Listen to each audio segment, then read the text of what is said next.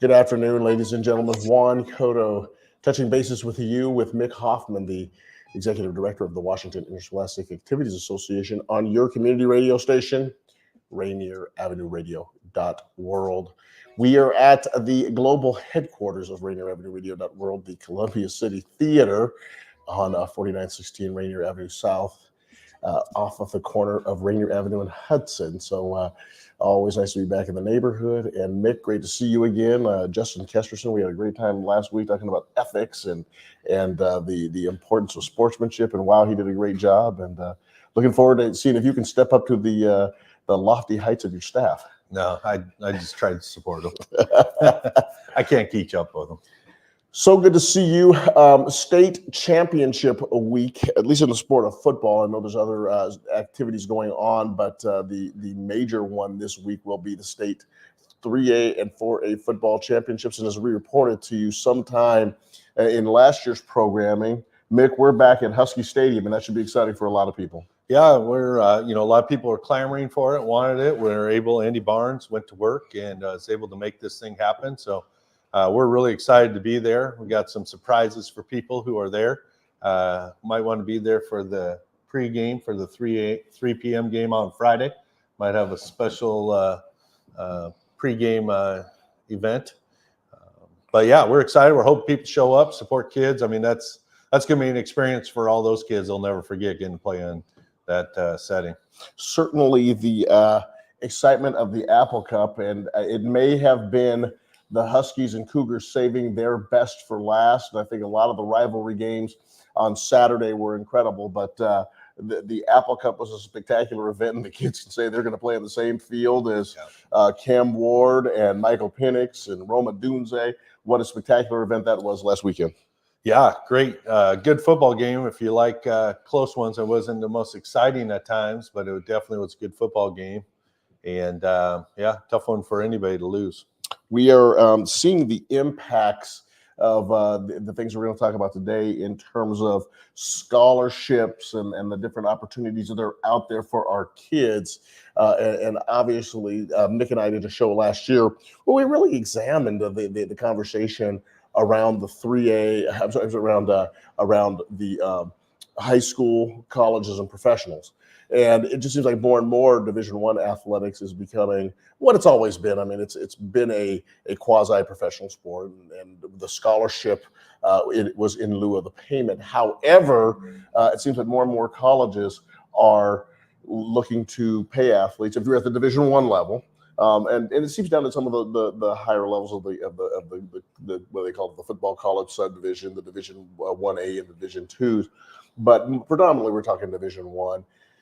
And obviously, from your recollections of coaching high school basketball, me from coaching high school football, the scholarship isn't that obvious an opportunity, and that it is a rare bird sort in speak of. It isn't like there's that many kids who are getting scholarships out of programs. So it's up to us as coaches to emphasize the athletics and the academics. But going into that, your philosophy in regards to how do we support our students and also the parents, because we in some cases it's a little bit of an issue money-wise. How do we support them in regards to the whole idea around finding scholarships for kids for colleges? Yeah, I mean, one is I think we need to be realistic. There's far more money available for academics than there is for athletics, right? I mean, that's one of the things that we know are out there. But at the same time, there's students that are going to earn athletic scholarships, and we definitely want them to be able to take advantage of that and earn that. So what do we need to do? One, well, we got to provide opportunities for them to be seen and do that. So, from playing in venues that maybe draw attention like this weekend to having everything streamed, Rainier Avenue Radio streams all year. And there's a lot of ways that students can get noticed. What, our job in the schools is to make sure kids are in a situation that if they are offered a scholarship, that they can accept it and sustain and maintain where they're at. So we get a lot of kids who are really talented, not a lot, but there's, we all know stories where students were really talented, coach is interested in them, finds out their academic or their personal history, and they're like, oh, we can't get you into school, right? That's, as a coach, that's one of our jobs, is make sure that doesn't happen to one of our students. So that means sitting down the parents and the students early on when we know that could be a potential issue and coaching them up on it, right? Educating them on it. Because we want students to have that opportunity. I mean, that's, any student that go on to college, get an experience, good for them. As you know, my son plays for O'Day High School, and we lost a very, very tough game on Saturday. And congratulations to the Bellevue Wolverines. They played a fantastic football game, and no qualms on my part. The better team won. They made a few more plays than O'Day did. O'Day had a very, very good year. But it was interesting as I was walking around, and obviously, as you're saying, you're ending goodbyes to the season. And it's interesting now being a parent. You spend so much time with the parents. There were a couple of kids who I thought surely would be noticed, and the parents came to me and they said, hey, we understand you coach high school football and you have some connections out there. Juan, can you kind of help us, because we're not getting any notices or any talks from coaches? And I was really surprised by that. And I was wondering, and I know that the WIAA per se, you're not out there and getting schools in contact with kids. And I know obviously the majority of our coaches in the state of Washington are teachers, and they've got a variety of different things going on as they're finishing up the end of their football programs. And certainly they work and provide information when possible. But what is the role of the athletic departments at the schools, the district, to help kids who are potentially interested in college? How do they get information about college programs? Yeah. So if you're talking on the athletic side, yes. Yeah. I mean, so one of the things schools do a really good job of is taking kids to camp in the summer. And where are most of those camps hosted at? College campuses, right? And there's a reason for that, right? Coaches get a chance to see kids play, get to see them get coached, get to see them go through a week with that. And so by providing those kind of opportunities through a school, that's one way that they can do it indirectly. I mean, the reality is college coaches, their careers are based on knowing who the students are and finding talent. And they have networks of people. It's not like just their staff in, Division I school, coach probably has 20 some people on his staff. Even smaller schools are going to have a dozen people, but their networks go way beyond that. They have contacts everywhere. So if students are showing up and playing and representing, they're going to catch somebody's eye who's going to get word to some coach. It's hard for kids to fall through the cracks with huddle film and vid swap film on the Pixelots. I mean, there's a ton of ways for schools are collecting all kinds of information and easy to cut film, unlike our day where you're actually physically cutting it. It can be automated, and those can be sent as an email. And so there's a lot of ways schools can help. I think, honestly, the biggest job, the coach through their contacts is critical in giving exposure to go play at camps and in big games and all that. I think the other one, and that's why some teams who hide from tough preseason games want cupcakes early on. People aren't coming out watching those games. They want to see kids playing against the best talent. John Eagle, who's over at Westland, Oregon now, he was at Camas. He was the first coach down there that went out and got tough games for his preseason games. Like, he went out and played the best. They still do that, and they built their program. They kind of blew past everybody down there because of it. But when I asked him about it, he said, one, that gets us ready for a long postseason run. We don't want to just get to postseason. But the other thing he said is it puts my kids in a situation where they're playing against the best, and coaches are going to come out and watch when the best play the best, right? That's what they're going to see. So if you're a successful program, it gives you a chance. If you're not in a situation where you can do that, then you got to go find other ways to get your kids out there. That's the athletic side. The biggest piece is make sure when I was at Hudson Bay High School, we came up, played in the state tournament. We had a really good, nice kid, point guard, and coaches came up in the tournament, wanted to offer him. He wasn't going to graduate, right, with his class. He was going to be behind. He was doing a lot better, but, there was a lot of reasons for that. So he missed out on an opportunity. So I think that's the other piece is coaches and schools. We got to set it up to where kids are going to graduate and be able to go on and play. Help them find a JC or something to build that resume academically afterwards. But I think that's really the role of schools. Coaches are going to find you if you're good. How and this is it's such a personal thing with dealing with parents and their interest in this issue, because obviously it's the aspiration for so many parents for their kids to play at a high profile college and hopefully get a degree, but get some notoriety and so forth, and enjoy that college experience. But how do we work with, and then how do we discuss with parents, and how do we provide information? Division II schools, you mentioned community colleges. Not all of us are going to be playing in the Apple Cup. Right.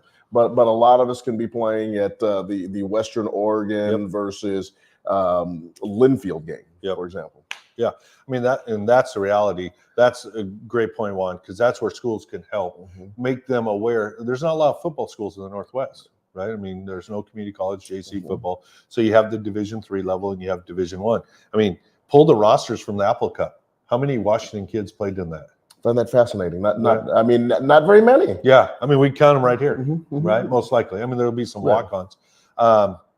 That's the reality, because what we need to help parents with is understand who they're really competing with for those positions, right? A coach can go down to LA and in a 30-minute, well, maybe a 30-mile car ride, see more kids, potential D1 athletes, than they can see throughout the entire state of Washington because of density of population, right? Same when they go down to California, or Texas and Florida, right? I mean, that's the reality, is they're large populations, dense populations, a lot of athletes down there in close proximity. We're a small state in comparison to that. So I think parents need to understand, just because your student's the best, left tackle in the metro, that might get them a chance to go play somewhere. I mean, they could be a D1. We get D1 players there. But for the most part, you're the best player on your team. If you're not the best in your league or the best in your region or the best in your state, the reality is there's 10 other kids in a small area that are as good or better being seen on a regular basis. So what we need to let them know is like, hey, start saving your money. Because if you really want to play at the collegiate level, you can go down to George Fox. Right. If you have academics to help defray some of that $40,000, $50,000 a year, whatever it is now, cost. And then you can take out loans for the rest, but they'll let you play. And if you're good enough, you'll get to play a lot. And, that's the heart. I mean, I ran some stats again. 1.3% of students get a Division I full or partial scholarship. So you think 1.3%. So on a football team, O'Day has 80 kids out, right? So that equates to 2 kids. Exactly. Right? Think about that. And that's probably what it's going to end up being. Yeah. And that's a semifinal team that could have easily been in the finals, right? They got 2. So start doing the math around. There's a reason that the Huskies and Wazoo, I mean, they'd love to have Washington kids on their roster, right? But to play at that level, it's not that our kids aren't good athletes. It's just, who are we competing against? It's like people being interviewed. Like right now, I'm the best guy you got to interview. Last week with Justin here, I've been second. When throw Janae in a few weeks ago, I'm third, right? It's like who you're competing against. And that's what a lot of people don't understand. Don't buy that for 1 second. Mick Hoffman, the executive director of the Washington Interscholastic Activities Association, he can really hold his own on your community radio station, Rainier Avenue Radio .world. And we are talking about scholarships and athletics and the opportunity for our students to get scholarships and all that comes along with it. And we know that there are, when I'm scrolling through Facebook, which I do far too much, I'm going to have to get this phone taken away from me and get rid of that habit.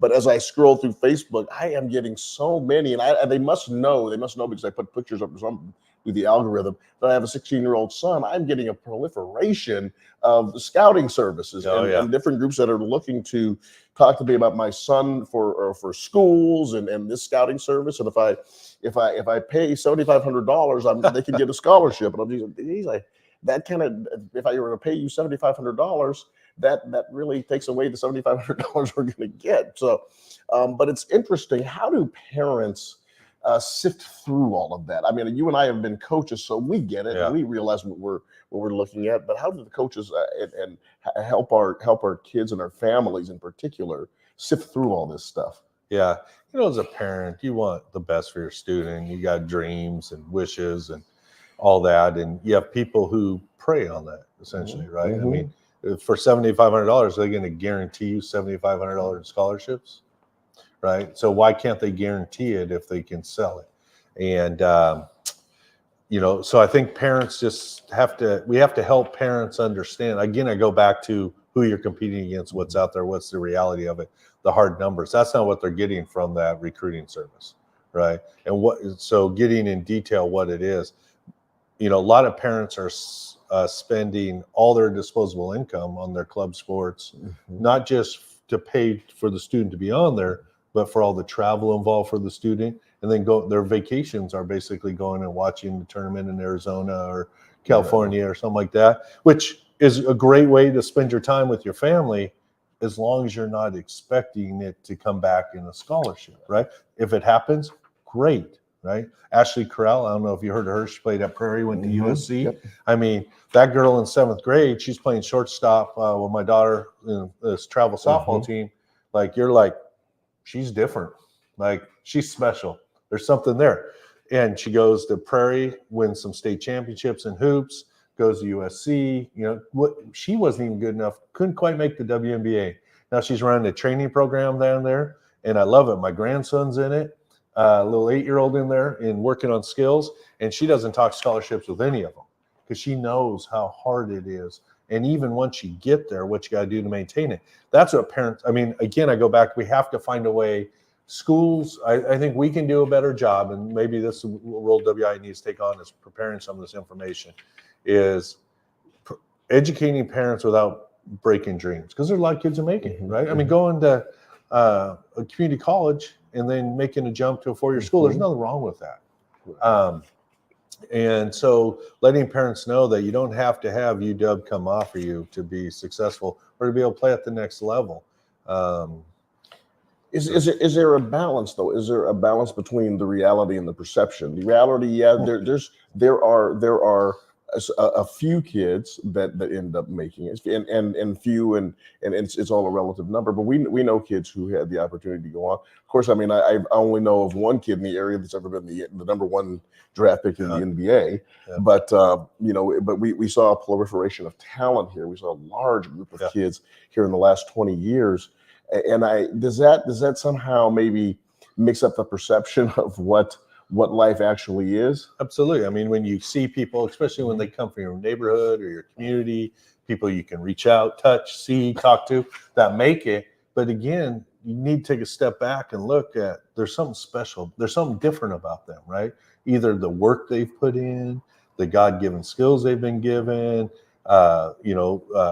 there's things about that if you don't have all that, there's how many spots are there in the NBA, right? There's 30 teams, 12 spots. You're talking you're competing against the whole world to get there, and then dial that down to D1. I'll tell you one of the best ways my parents ever got educated when I was coaching, this was by chance, is we had a really good freshman, sophomore class come in. They thought they were going to be really good. And there were a bunch of 6 foot, 6'1", 5'11" kids. And in Southwest Washington, they were pretty good in that small pool. So after their sophomore year, got with one of the local coaches out there, and we said, let's throw together 10 kids, go down to the Adidas Big Time Tournament in Vegas. That'll be fun, right? I like going to Vegas. It's not school sponsored, so we could go down there with the kids. Their parents can help chaperone them. And so we went down there and played. Our very first game, we're in the back of this little gym, and we're playing the Oakland Soldiers second team. The Oakland Soldiers. Second team. So the freshmen. And these guys are reverse dunking in warm-ups. And our kids are sitting there like, where are we at? What is going on? And they just roll us. And so we played through that tournament, and every Division I coach in America is there, right? Walking through these gyms. And it was a lot. As a basketball person, it was a great experience. And we came back. The 5 kids I took from our team, they all said, wow, we thought we were really good. We had no idea what this was really like.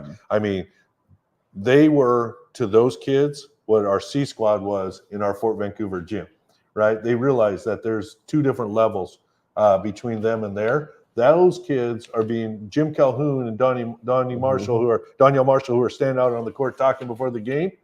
They weren't talking about our guys. They're talking about those freshmen dunking on the other end.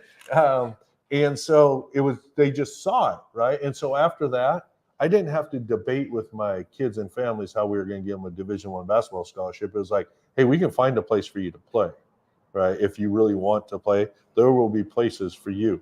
But let's talk reality. So I don't know how you do that without throwing kids in there. Now, those parents on the other bench, they have a whole different perspective, right? And that's where, as a coach, you have to address both ends of that. So, yeah, I mean, it's rough. And again, we all think we can do anything, or our kids can do anything. We want them to do anything. And the reality is they're competing against the world. They're not just competing the kids in their team or the kids in their league for that next level of opportunity. This is Mick Hoffman. He is the executive director of the Washington Interscholastic Activities Association. And I am Juan Cotto, host and personality on your community radio station, Rainier Avenue Radio.world. And speaking of talented athletes, speaking of champions, Saturday night, actually Friday night and Saturday night, and Daniel, you can correct me if I'm wrong. I know Friday night we are doing the 3A state championship game, and what a game it is going to be. And they beat two really good football teams to get there. The Bellevue Wolverines, the umpteenth time state champion, and then they have been much debated, much discussed here on Rainier Avenue Radio, and then we certainly are looking at a variety of different things with them. But Michael Knipe, who is a wonderful young man and was a former player of Gigantaros in the Bellevue program. He's an alum and outstanding football coach, and they have taken the system that has been time tested and proven in Bellevue, and they were able to get past the O'Day Fighting Irish on Saturday in a classic football game. It was almost like there were two Apple Cups going on in the city at the same time. And like I said, my hat's off and congratulations to Coach Knipe and their team. And geez, one of their running backs is Warren Moon's son. I cannot pronounce his first name, but Warren Moon's son, the great Husky. And imagine if the Apple Cup, maybe the greatest Apple Cup of all time, maybe one of the greatest players in Apple Cup lore, was watching his son at Memorial Stadium. That was something else. Sitting down there talking with Stafford Mays and Al Roberts brought a tear to my eye, the 78 Rose Bowl folks from the University of Washington on Saturday. And of course, the Yelm Tornadoes, and my goodness, they took on the Eastside Catholic Crusaders in Yelm once again in a classic battle, 7-0. Yelm was able to get by, and it sounds like a defensive struggle. I believe it was a defensive struggle, and it sounded from the statements that I read in the newspaper.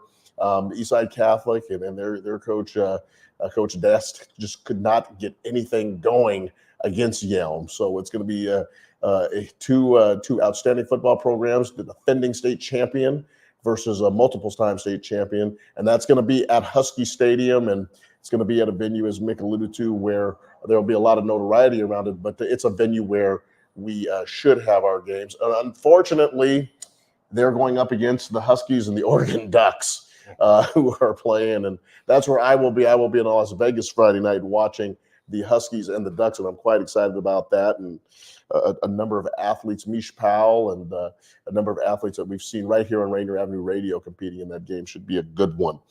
The impact of the NIL, and we touched on this just before we started. What has been done to raise awareness for parents for the kids who are looking at scholarship opportunities? How do we educate them on this, what seems to be wild west environment that NIL has created? Yeah, what we do is we've really worked with our athletic directors to make sure they're aware of the rules. Mm-hmm. For us in Washington, it hasn't changed anything.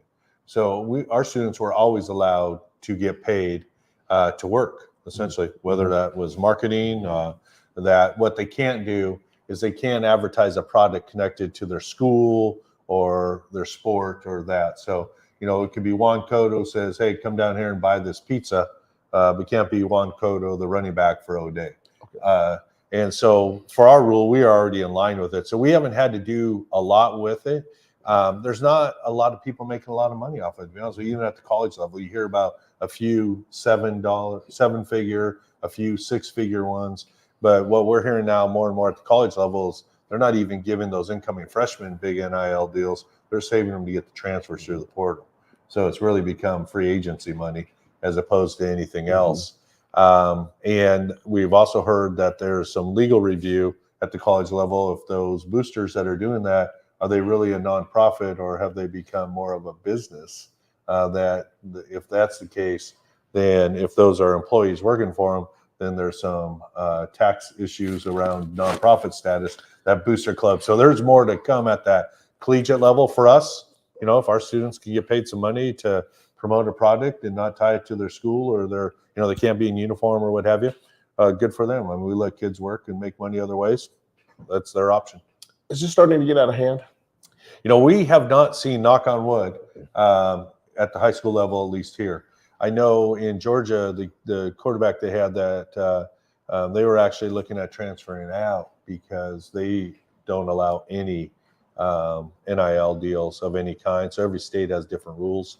So we haven't seen it here to date. They also don't have to report it to us because it'd be a violation like anything else. If it came up, they would need to report, but they don't have to report if they're following the rules. This is the dichotomy, and Pete Carroll touched on this, the dichotomy of having a student in your class. And I guess it could technically be, and I guess with Arch Manning and some of these other kids who had huge NIL deals, you have a teacher who's teaching you in class, you turn in an assignment late, or you're falling behind in the class, and here's a teacher making $47,000 to $52,000 a year on union wages and having all that negotiated, and very, very limited sick leave, and we understand the pressures that teachers are under.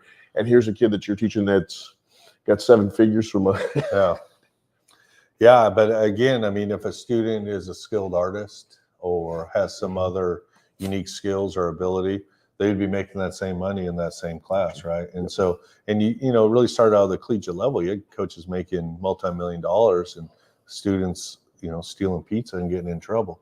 And so when college became such big business, which look what it's done to the Pac-12. I mean, the big money, the TV money has destroyed Pac-12. And, just filter through. And if the people who are helping generate that students are the ones doing it, it's sad. But also I understand that side of it, like why shouldn't students get it? High school level, we don't really have that. Our coaches aren't making millions. And it goes back to kind of the club. That's where they're making more money. Businesses with that and all that. The spin-off businesses from that, whether it's the recruiting services. And, so for those parents just have to be savvy and understand the process. And we've had agents and people doing that for years. The kid who played for me, he's a financial guy for professional athletes, and their niche is they loan money pre-draft at a fair rate, so they don't have to go get it from someone other than a bank. So there's been a lot of that in there. Now it's just out there, and heck, if the students are helping earn the money and we'd let them have a job and do anything else, why wouldn't we let them do this? So. He is Mick Hoffman. He is the executive director of the Washington Interscholastic Activities Association. And this is WIAA Primetime Weekly. We're going to take a little bit of a break, and we come back and we'll continue this conversation on scholarships, the NIL, and ways that we can make high school athletics a much more productive activity for our kids on your community radio station, Rainier Avenue Radio.world.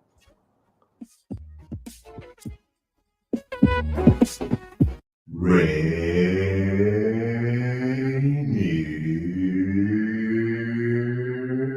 Avenue Radio.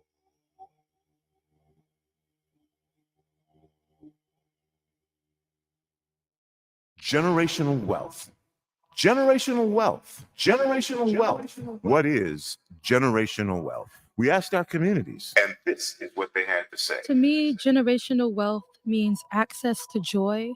Money doesn't buy happiness, but it can buy a lot of things that make it easier. I find that when your basic needs are met, it's a lot easier to work on other things. Like even for myself as an artist, like I'm not the best creative, I'm not the best artist when my basic needs aren't being met, and not having to worry about that for yourself, but also for the people closest to you, like your loved ones. To me, that's the beauty of generational wealth. To me, generational wealth is community. It's being able to talk to people and figure out what they need and help them. I feel like especially in Seattle, This campaign to create awareness to generational wealth is brought to you by the Department of Neighborhood's Generational Wealth Initiative, the Washington Housing Finance Commission, and Rainier Avenue Radio.world. This is Big Poppy, host of Jazz from the Cabinets. Join me each week for a listening tour of the first century of jazz, an eclectic mix of Dixieland, big band, cool jazz, bebop, contemporary jazz, world jazz, all jazz in all forms. That's Jazz from the Cabinets with Big Poppy on Rainier Avenue Radio, streaming worldwide on RainierAvenueRadio.world. What's up, everyone? It's your girl, Queen Bree, inviting you to come join me on Clean Greens Living. Broadcasted Tuesdays, 12:30 p.m. Pacific Standard Time, live right here on Rainier Avenue Radio. On Clean Greens Living, we talk farming, community, and ways to being healthy. So come join me and let's discuss ways to create a healthier you and a healthier community. Hey Seattle, here are some storage tips to love food, stop waste. Onions make potatoes sprout faster. Keep onions away from potatoes. Ripe bananas give off a gas that makes the fruit around them ripen faster. Store bananas away from other fruits. 40% of food in the U.S. goes uneaten. Save money, save food, save the planet. Visit Seattle Public Utilities for more tips. You know you can't get enough of Rainier Avenue Radio.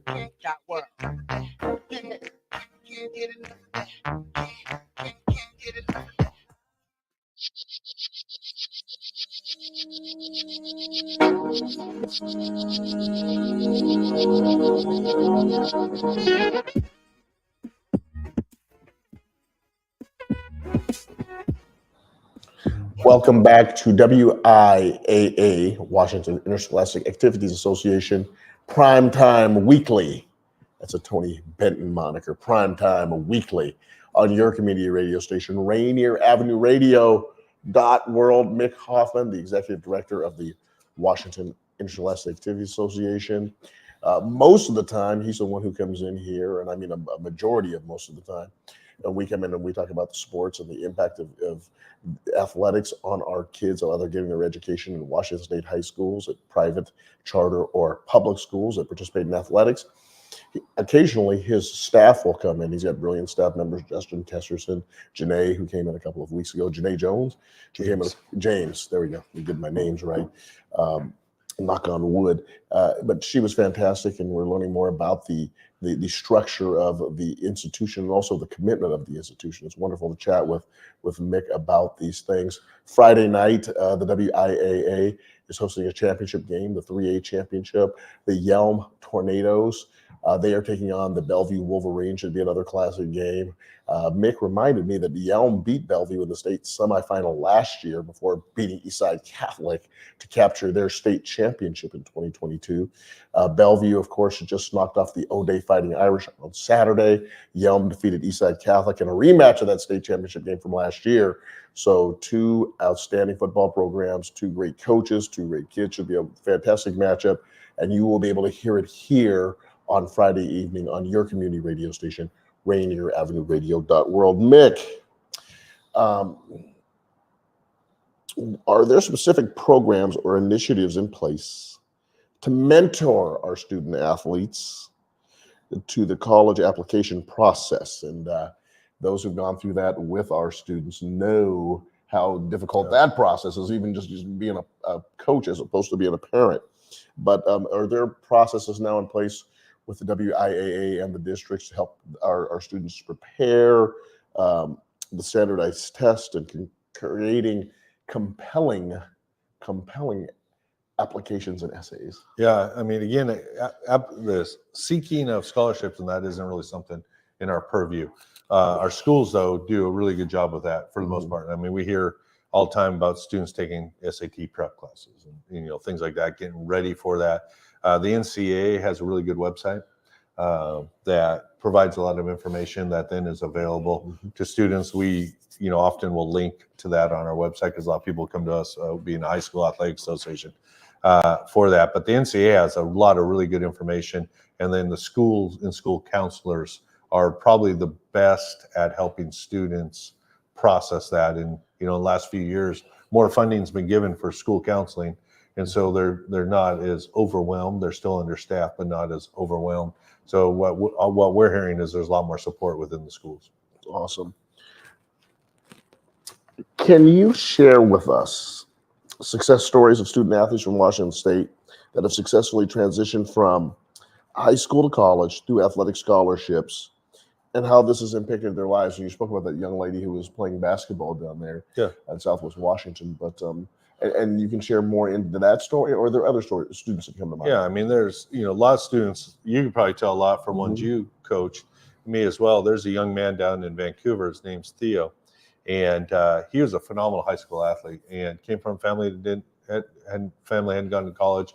Father did some preaching, mom worked different jobs and raised a large family. And, he was talented and got an opportunity to go play at the collegiate level and fell in love with coaching, stayed in coaching. He's now helping out teaching. He's done everything from being security to leading gang impact work to now teaching in the classroom.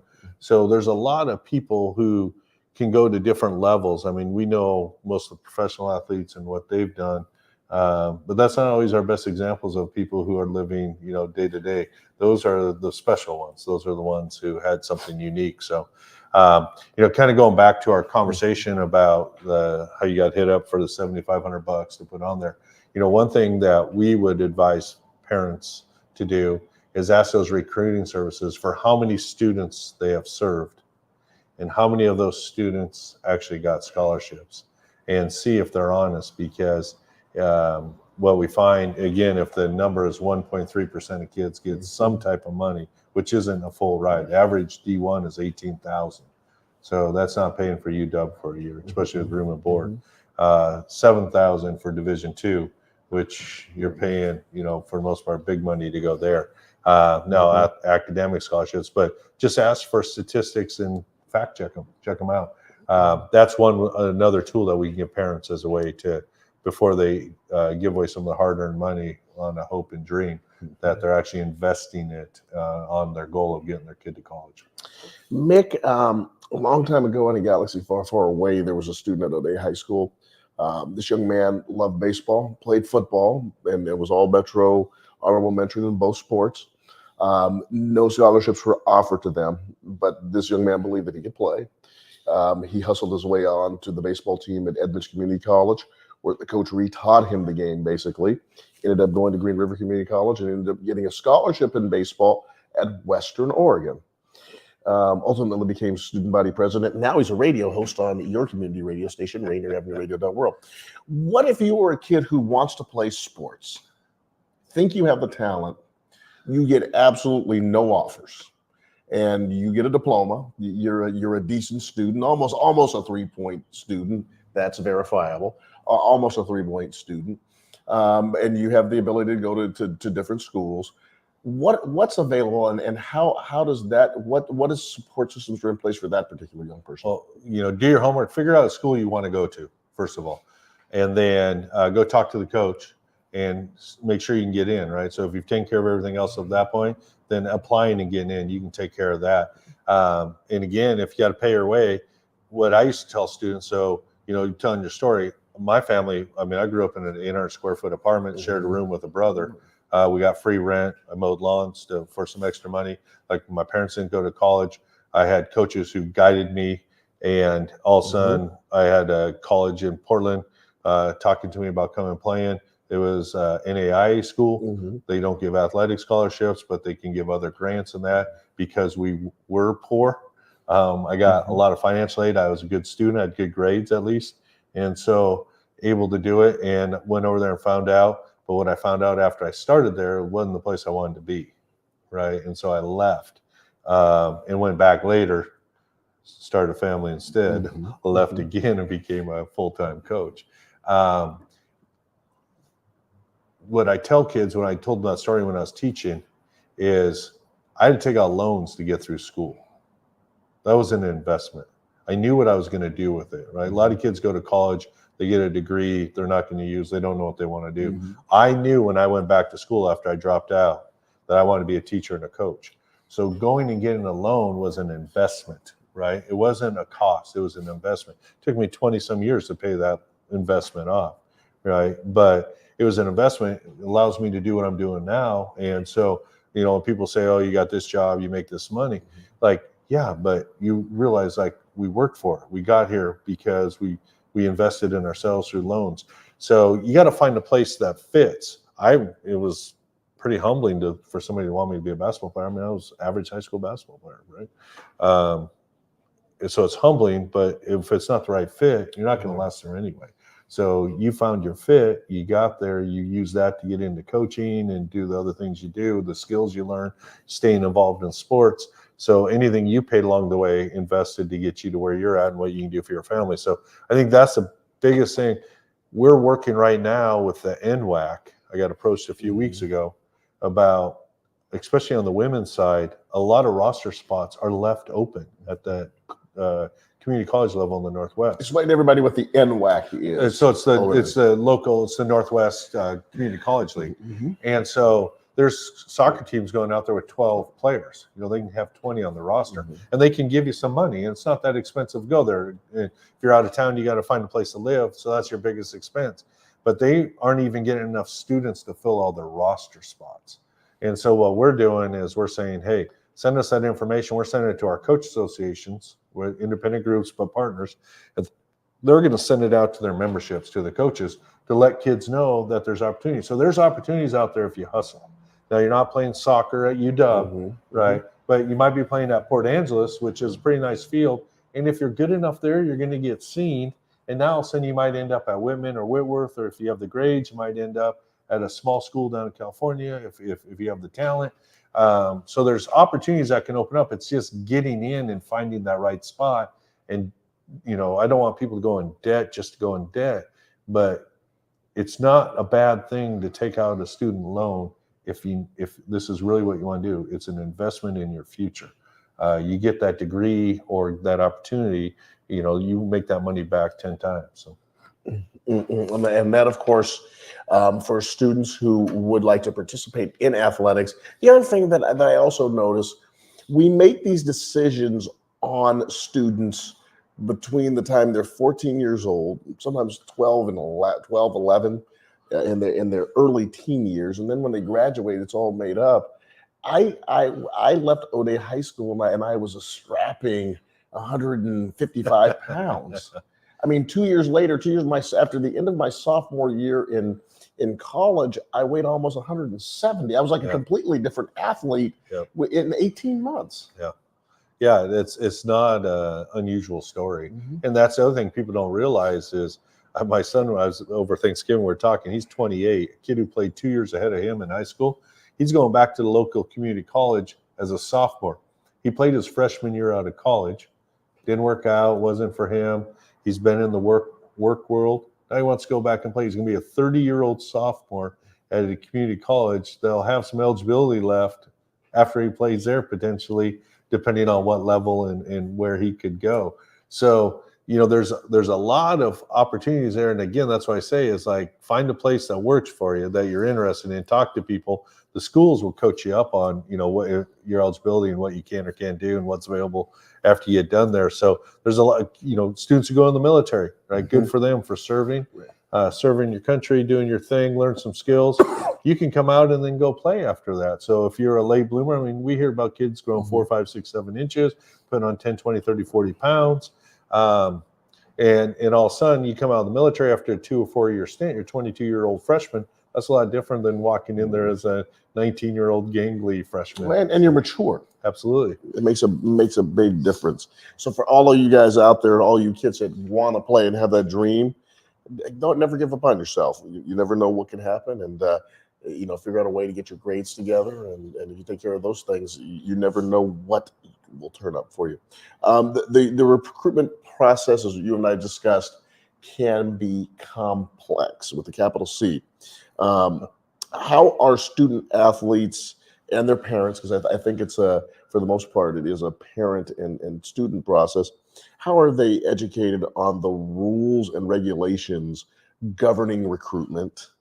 And what role do the high schools play in that whole process? Yeah, this is where, a lot of the recruiting process is left to high schools, and that's pretty frustrating, especially with AAU and travel teams and all that. Football is even starting to lose it.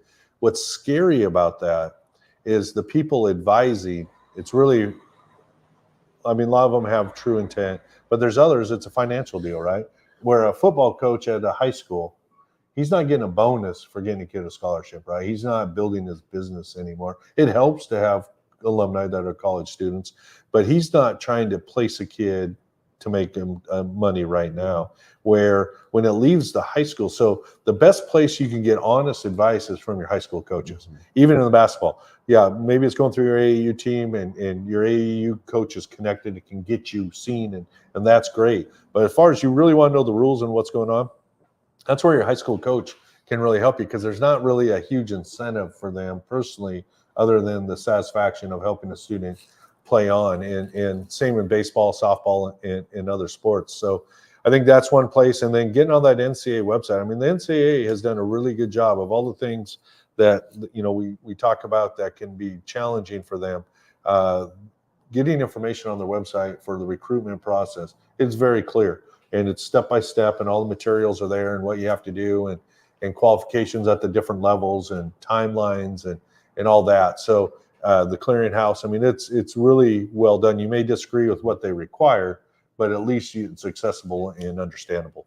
He is Mick Hoffman. He is the executive director of the Washington Interscholastic Activities Association.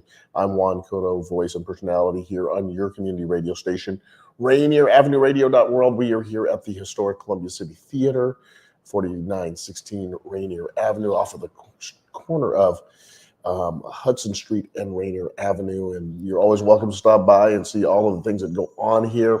Rainier Avenue Radio.world, Tony Benton, Daniel Bellis, and the entire crew has so many different things that go on in here. It makes it a fun place to visit. And of course, Friday night, if you are looking for something to do and you're watching college or NFL action or what is going on, in the background, you can throw on Rainier Avenue Radio's presentation of the WIAA 3A State Football Championship, the second largest classification in the state of Washington. Their championship game will be Friday night, 7 p.m. at Husky Stadium, back at one of the great venues here in the state of Washington. You're going to have the Bellevue Wolverines versus the Yelm Tornadoes in a game that, once again, will be a wonderful football contest.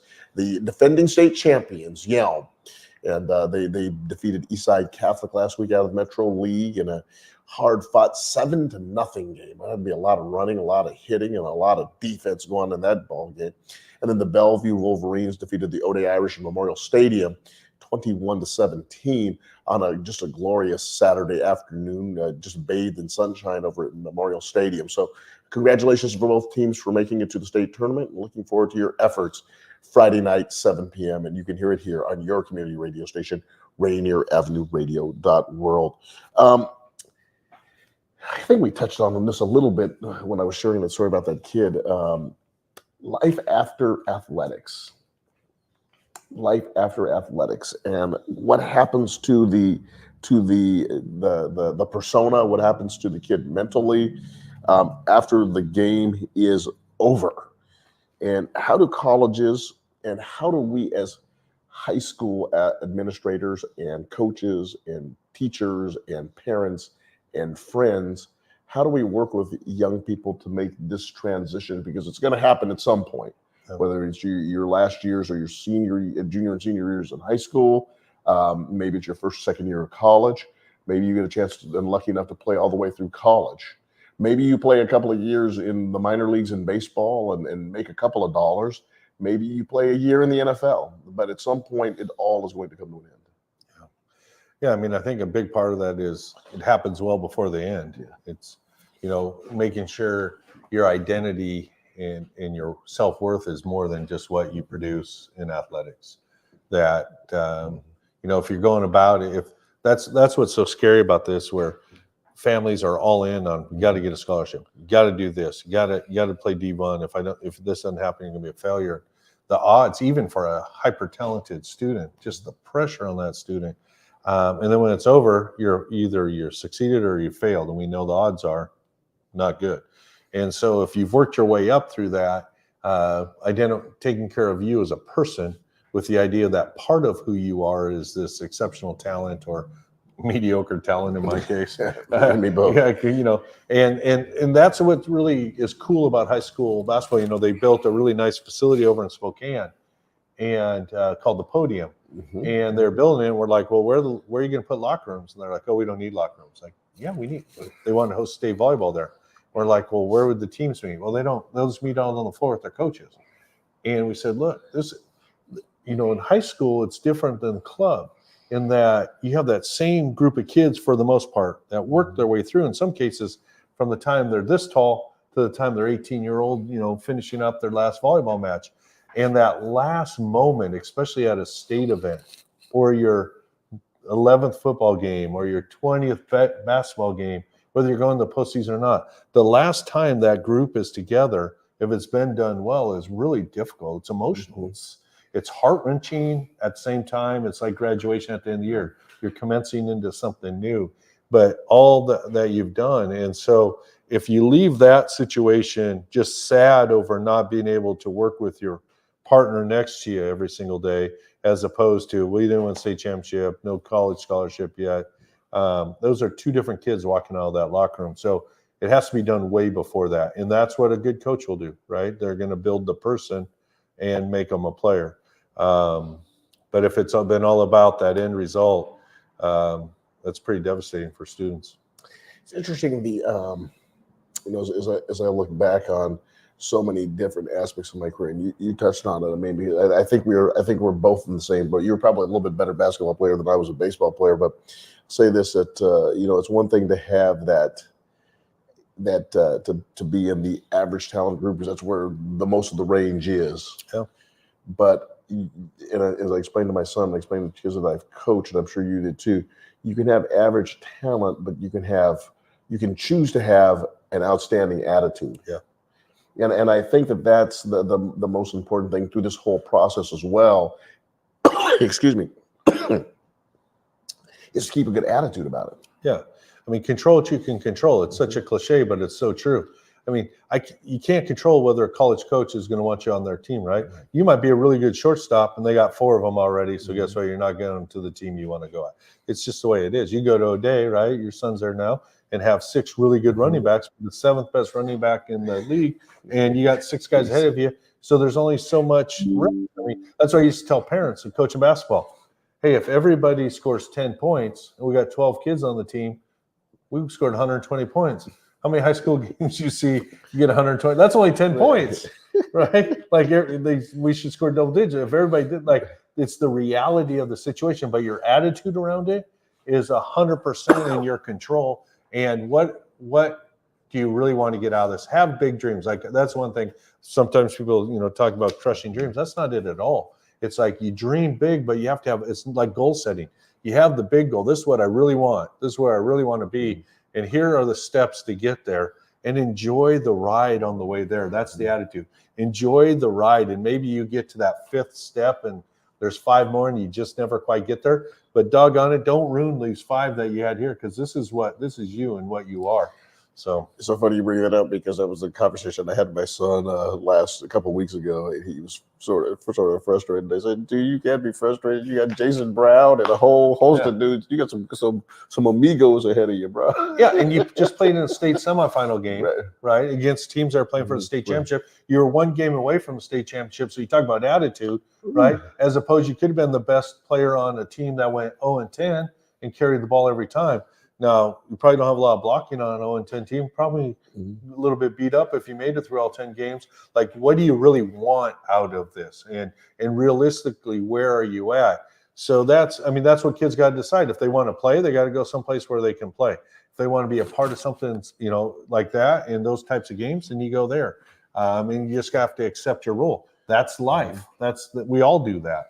Yeah, I think when you saw stories about Jason Brown on television and realized he's a pretty good player. Maybe I just Curtis Spacey was my guy when I was in high school. That kid was amazing. If we would have had 3-point line, he was incredible. So it was my job, guard the guy he didn't want to, right, and get him the ball. Hey, I can do that, right? I was good at that. That was my role on that team, because he was a much better basketball player than I was, and we were great teammates. I love the guy. Where did he end up going to play? He ended up some small college stuff. He ended up getting a little trouble. Didn't get a quiet play. He was down in Sacramento for a while. Great guy. Just one of those things you just couldn't overcome some challenges. But the 3-point line was experimental our junior year, went away our senior year, came out our senior year, and he would have scored. He would have had another 25 to 50 points a year. Off the subject, it really is a family relationship. It's really interesting you say that, because you you know your teammates intimately. You spend so much time with them. You on the practice field. I think people think that the games, and I think that's one of the things that I think people forget, is that they think that the games are just the most glamorous part of sports, but people don't realize all the practices that you go to, and all the time that you're spending together, and all of the workouts, and all of the meetings, and all of the grade checks. And we friends of mine were talking this summer about their kids wanting to be college athletes, and I went to 11, and they were average at best. But I was talking with my community college teammates on a little Facebook post, and they were saying, and Juan Cotto doing our papers, and all of the different things that we had to do to be an athlete. And as you well know, whether it's the NAIA level all the way up to the Division II and Division I levels, your relationships with your teammates, and you get to see everything that is good, and you get to see stuff that you can reach out and want to support them on. I had a number of teammates that unfortunately had alcohol issues. They had drug issues. They had academic issues. They had issues where they had taken a swing at their girlfriend. And you have to sit there, and you have to be there and work with them, and accept them for who they are and where they are. Hopefully be an example for where they would like to be, and work through all of them. Yeah, you pick up your teammates. I mean, Thanksgiving, a good friend of mine who played on that same basketball team, he was our sixth man. He loved basketball. That kid, if I would have worked as hard as him, I could have actually been a player. And every Thanksgiving, him and his wife, their adult daughter, and sometimes their adult son, if he's got another family he's with, but they come spend Thanksgiving with us every single year. It's just like an assumption. We just know it. And we might not talk for 2-3 months at a time at times when life gets busy. We're in the same town. I mean, he's still down in Vancouver. And it's just, that's what we do. And he's going on a little trip with me for work. My wife can't go, so he's going to go with me. And, he's a teammate that we didn't meet till we're sophomores in high school, and played 1 year of basketball together. And we'll be friends our entire life. He's turning 55 this year. And we started laughing like we're 16, 17 years old. Think about how stupid we were and how cool we thought we are. So a young 55. Well, and happy birthday to you this year. And once again, like you said, those are the ultimate outcomes that you get playing college athletics. You believe it or not, folks, 35 years later, you didn't forget the games, but you do remember the relationships. You do remember the friendships. Thank goodness for the positive aspects of social media to be able to communicate with guys so many years later, and to develop those relationships. And that's what high school sports, if you are fortunate enough to get to play college athletics, that's really what it's all about. And I'm glad that Mick Hoffman, once again, thank you so much for taking the time. Thank you for your candor. Thank you for coming over here from Renton and spending time with us every Tuesday. Appreciate it so much, and appreciate your thoughts and ideas, obviously. And next week, we will have Andy Barnes coming in from the WIAA, and we're going to talk a little about the football tournament. We'll talk about the start of basketball and the things that he's responsible for over there. And Andy has been a long time over there at the WIAA office. Has been a long time administrator, and it's always fun to hear from him about things that are going on in high school athletics. So thank you, Mick Hoffman. And once again, Juan Cotto signing off on your community radio station, Rainier Avenue Radio.world.